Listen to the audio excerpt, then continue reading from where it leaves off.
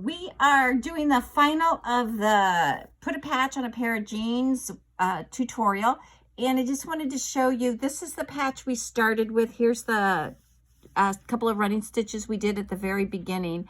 I'm not quite finished with it, but I did a little bit of circle, and then I said, well, how am I going to do it? And I just had fun. And then remember, I was so excited about the whale. There's the whale. I think it just came out. I'm really proud of it. It's stinking cute. It's stinking cute is right. Yeah. So this patch is the one that's available for the giveaway at the end of the month, which we haven't figured out the details, but somebody will win it. Yeah, somebody will win it.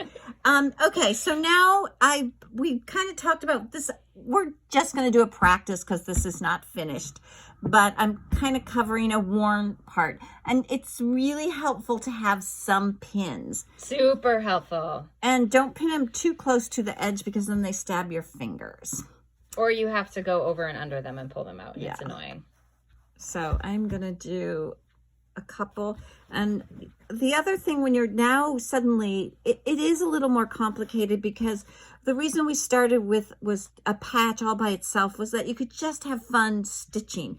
Now all of a sudden you have all these other things to think about, like you don't want to sew into the back of your leg, and or sew the pockets together, yeah. The inner pocket lining. I've done that multiple times. Yeah, or sometimes you say, that's okay, I don't really like that, but anyways. I don't use that pocket anyways. Yeah. So we are going to keep working with the running stitch. So I'm going inside my jeans, and I'm just going to come up at a place, and I tried to leave a little bit of a space around. So how far in do you think that you should go on these patches when you're sewing them on?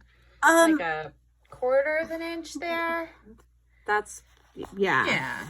I'm going to be honest with the running stitch, and that happened here. This was one of my first patches, but it was another patch, and I just did it with the running stitch, and then about a year and a half later it needed to be repatched because the running stitch isn't the strongest stitch.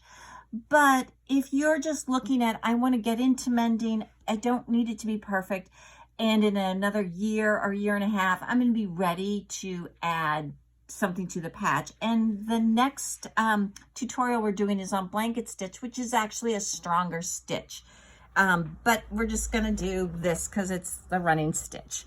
So I've come up and I'm going to do that. I was having fun with Carly's little method of the multiple stitching. Ooh. So, and I'm going through all those stitches, and my hand is back here, kind of keeping this area nice. And by keeping your hand there, you're also ensuring that you're not stitching the pants legs together. Yes, possibly poking your finger, but you're not stitching your pants together. And if the material's kind of thick, so this isn't too bad. You know, you can just do one if you want to come up. It's entirely up to you.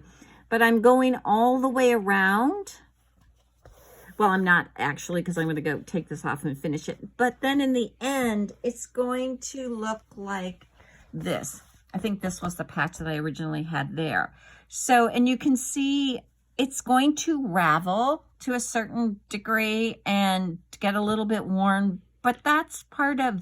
If you're not feeling the ravel look, you can always tuck your edges under. We can show you that. A lot more work, and so I never do it. And it's a lot thicker. So it's harder on your fingers. Yeah. So a thimble or something like that might actually be So useful. you could go like that. And then you want to do a lot more pinning because you want to keep that down. Yeah. And I'll see if I even want to do that, because it hurts my fingers. Yeah. So I don't do it either. Yeah, you can do it. So it's not impossible. So you could do that. So that's definitely, and then I might even give myself a little bit more room to tuck under. Like a half inch. Yeah. And so this definitely has that nice So if you wanted to do this with none fraying, you could go that. Just like that. Yeah. Or you could even do it in half of that. Yeah.